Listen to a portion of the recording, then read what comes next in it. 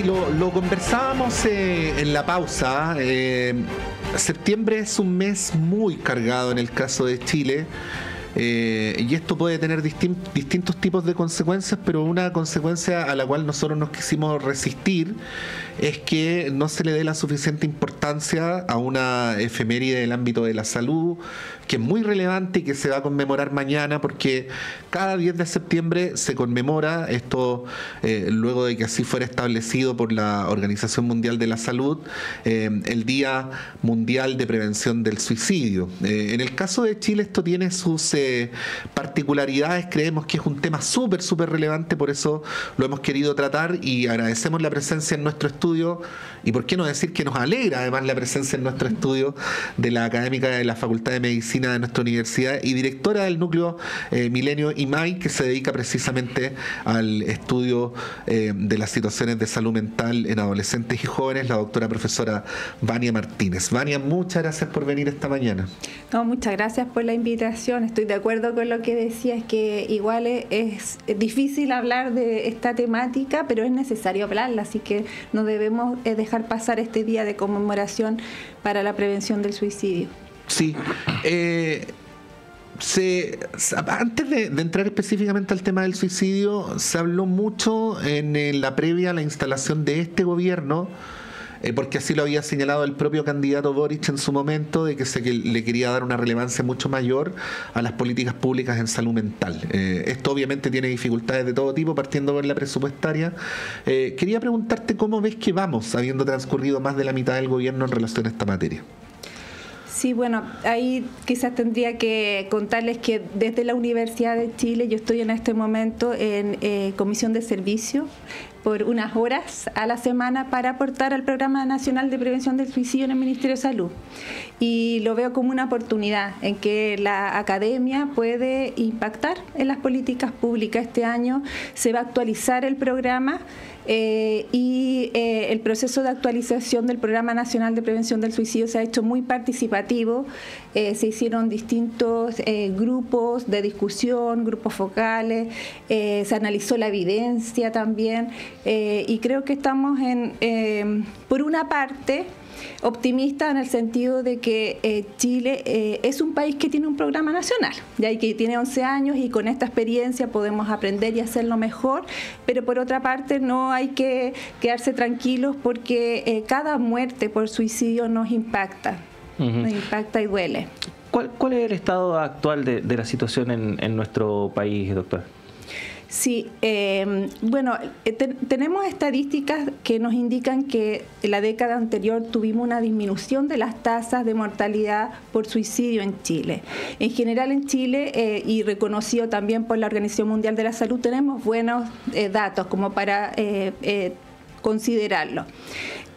Durante la pandemia, en confinamiento, hubo aún un descenso mucho más profundo, ¿ya? Lo que nos habla que probablemente no es solo el sector salud el llamado a prevenir, ya, sí, porque en ese momento, de hecho, era más difícil acceder a atención en salud mental y aún así se redujeron las tasas.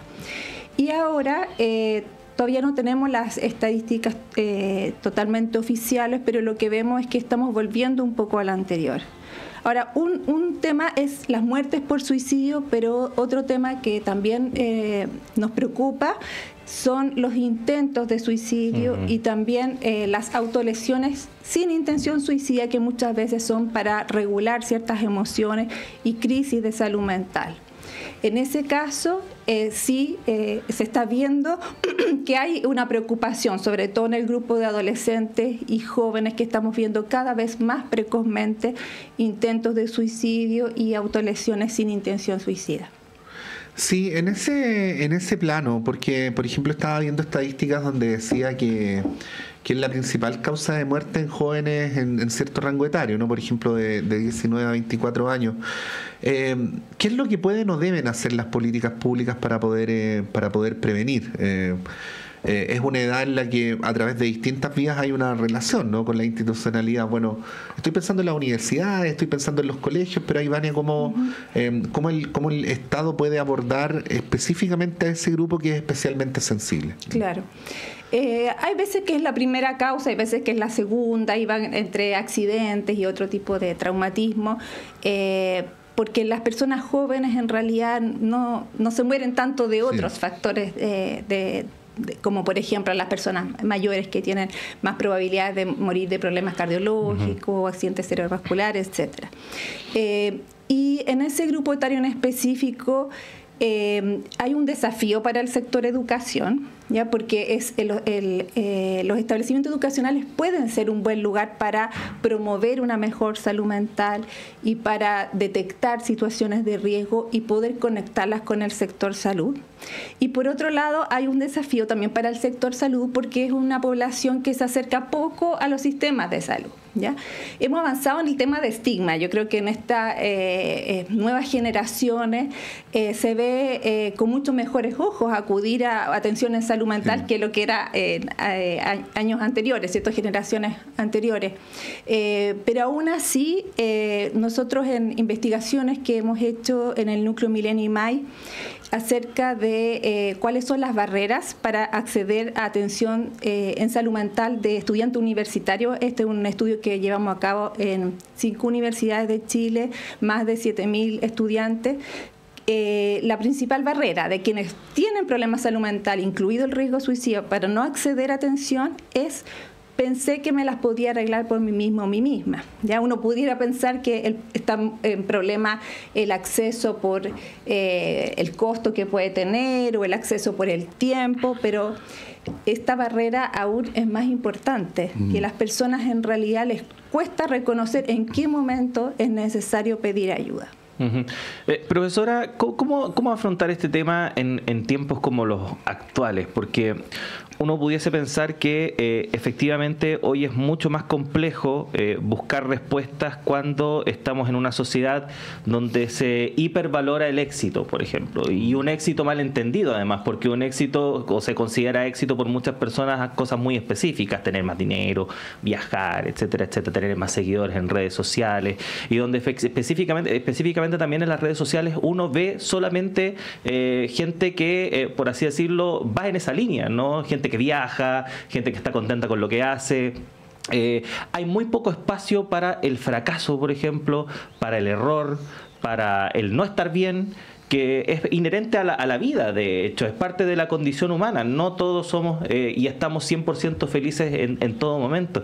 Y a propósito de lo que usted señalaba respecto de que mucha gente no acude a tiempo a ayuda porque cree que se las vale por sí mismo, va un poco también en esa línea, ¿no? De esa falsa creencia de que porque uno decreta algo, por así decirlo, eso se va a cumplir. Y la vida a veces nos enseña que por mucha voluntad que uno tenga, las circunstancias pueden ser negativas o complejas, y que hay que, en cierta forma, enfrentar eso. ¿Cómo precisamente abordar estos temas, sobre todo en las generaciones más jóvenes que efectivamente están más expuestas a este tipo de mensajes finalmente? Sí. Bueno, aparte de los mensajes, también ustedes conocen que el algoritmo hace que uno vea los mensajes que más se quedó ahí en algún momento y te los vuelve a dar, ¿ya? Entonces, por un lado puede estar esta distancia entre cómo yo estoy viviendo esta situación y cómo el resto lo pasa todo bien, ¿ya? De hecho, hay un paciente mío una vez me dijo: me siento como que yo camino en una dirección y soy invisible, y viene toda la gente caminando al revés. Entonces era una imagen que me pareció muy gráfica de lo que sentía, así como va en otra dirección, nadie lo ve y se abruma por eso. Y entonces, por una parte, puede aparecer esto, la distancia, y de hecho esa es una de las hipótesis por las cuales se piensa que durante la pandemia puede haber disminuido las muertes por suicidio, ya que ahí todos estábamos viviendo una situación difícil y además estábamos mucho más preocupados de preguntarle al otro cómo está, necesita algo. Quizás no es la parte emocional, pero sin duda que también eso ayuda, ¿ya?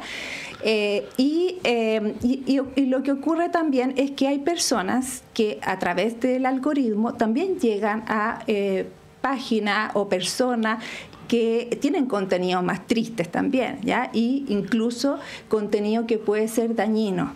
Y por eso que, bueno, yo les traje ahí también desde la Organización Mundial de la Salud, pero también desde el Ministerio de Salud, cuáles son esas recomendaciones que pueden tener los medios de comunicación, incluidos quienes hacen contenido para redes sociales y también medios informativos que se comunican principalmente a través de Internet con su audiencia para resguardar también que sea un lenguaje seguro y una comunicación segura.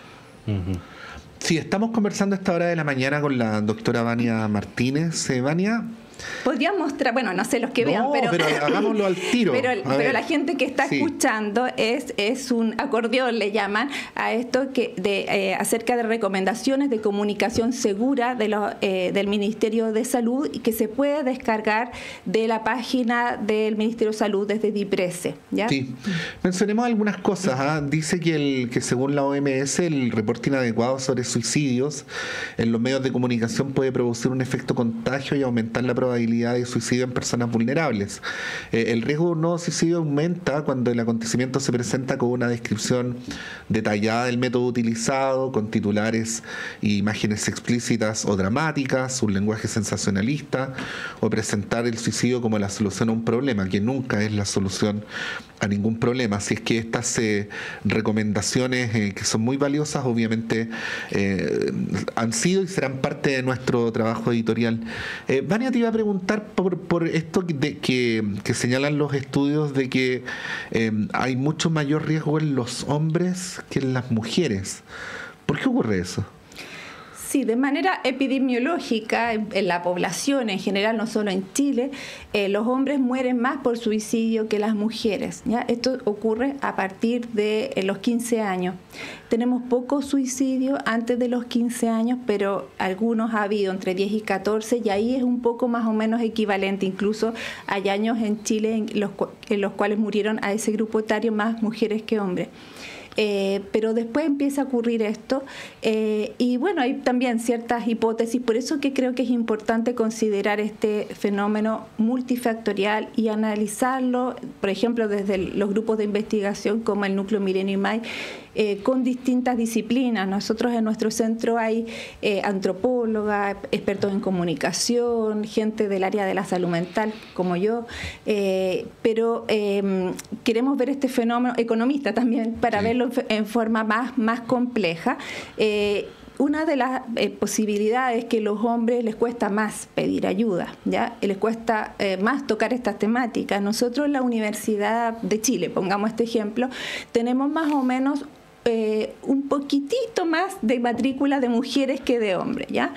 Pero en la encuesta, que es voluntaria, por cada un hombre contestan 3 o 4 mujeres esta encuesta. Entonces, las mujeres están más disponibles para hablar de salud mental y también para pedir ayuda.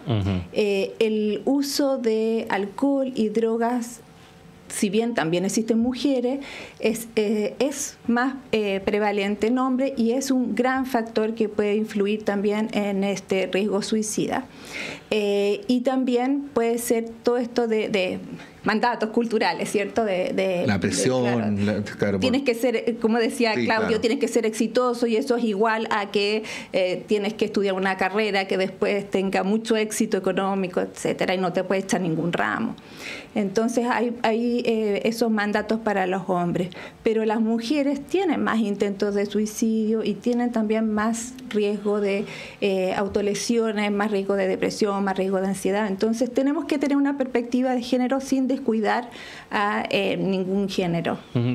Doctora, en el último tiempo también hemos tenido algunos casos muy impactantes, ¿no? De personas que en su ámbito laboral o producto de su entorno laboral han tomado la decisión de quitarse la vida por distintas razones. Por ejemplo, está el caso de esta profesora en Antofagasta, que producto de la violencia que se vivía en ese entorno, en esa comunidad, opta por esta decisión. Hace poco un chico también, si no me equivoco, poco en Valparaíso también, un estudiante de medicina, que además no es primera vez que ocurre en ese entorno en particular, de que finalmente también producto de la realidad que tenía en ese entorno termina por suicidarse.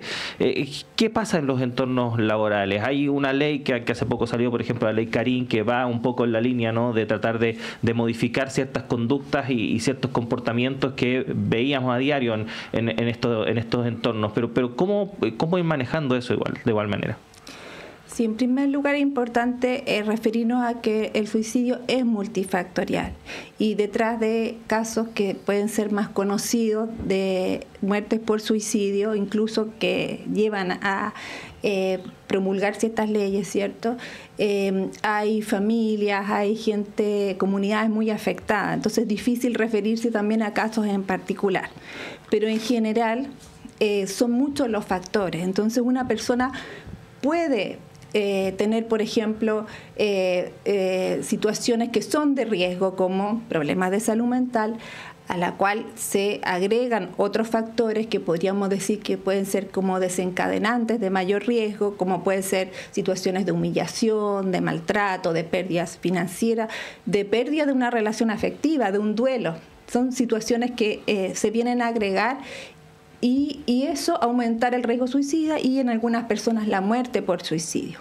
En algunas personas no es una decisión como uno diría, realmente quería morir, lo estuvo pensando varios días. En Chile no tenemos ley de eutanasia, por ejemplo. En la mayoría de las personas puede ser también una decisión, sino que una acción más impulsiva también, ¿ya? Entonces, ¿dónde está el rol de cada uno? Ahí es muy importante, porque ya hablamos un rol que puede tener la política pública, los centros de investigación, los medios de comunicación, los establecimientos educacionales y de salud.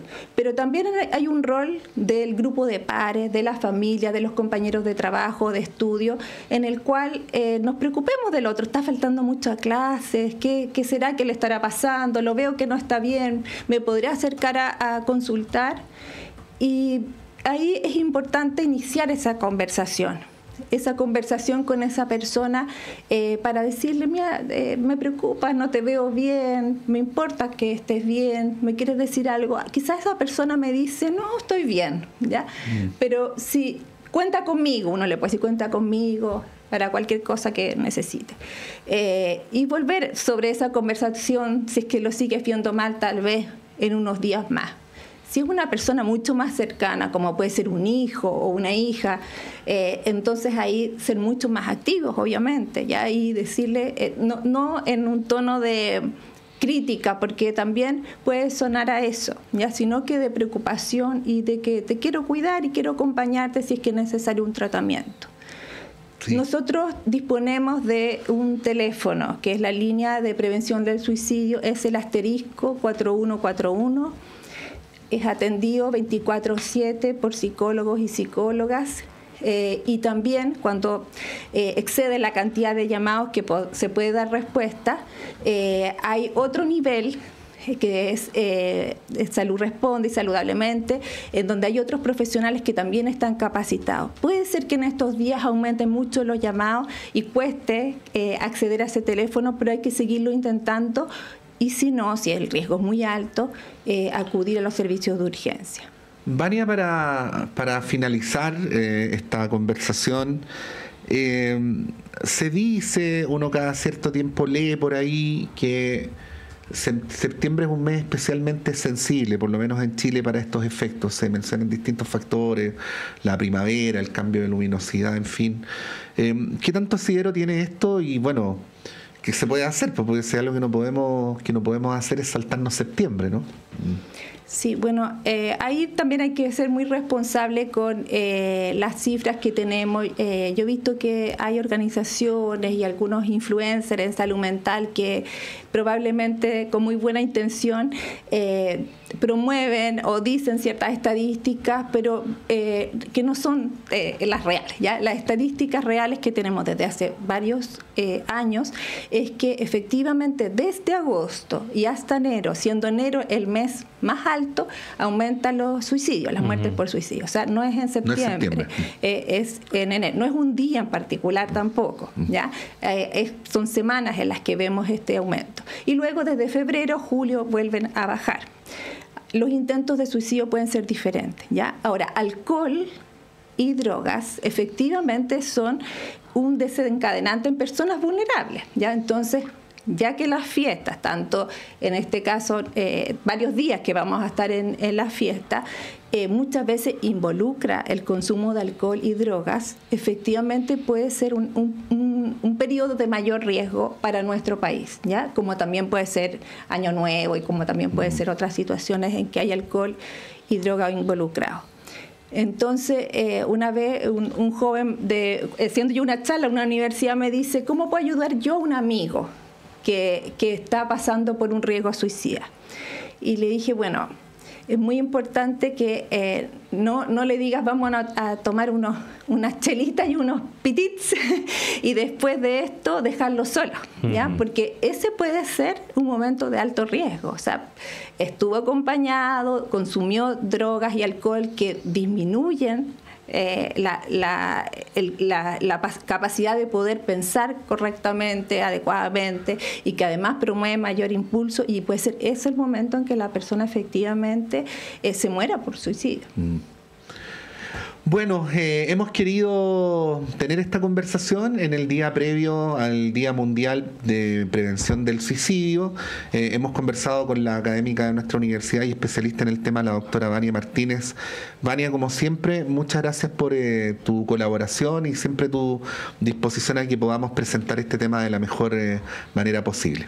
Muchas gracias a ustedes. Bueno, el símbolo que tengo yo, la cinta amarilla, representa eso, que en este mes estamos conmemorando la prevención del suicidio. En Chile estamos avanzando, pero aún tenemos que avanzar más, y todos y todas podemos ser parte de esa prevención del suicidio. Exactamente. Muchas gracias, doctora, que esté bien.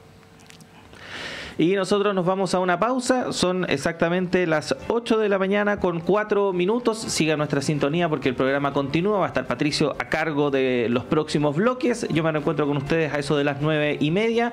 Y contigo, Patricio, ya mañana nuevamente a partir de las 7 en punto. Así es. Vamos y volvemos.